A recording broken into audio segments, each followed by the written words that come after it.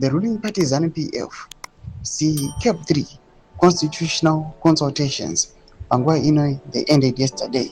Sadapena mashoko anobuda panguva ino atona kuti the 90 days public consultation akanga akascheduliwa tichiona kuti ZANU-PF especially the faction iri kusapota 2030 yakachiita public hearings consultations kuona kuti what are people saying, what are the people's views panhau Vision 2030 constitutional amendments. Sadapena mashoko anobuda nyika panguva ino nyange zvazvo zvaionekwa kunzi these public consultations akanga achienda in a way yakanga isingafarwi nevanhu.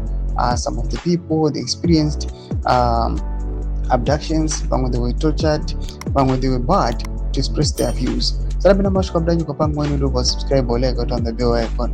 Mapatriots SNPF anobuda achiti Zimbabwe Constitution Bill consultation end.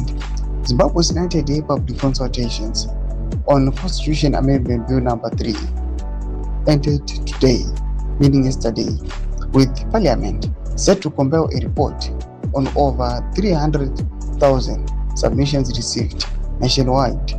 The bill proposes a parliamentary process for electing the president, extending presidential terms from 5 to 7 years, and wider governance reforms.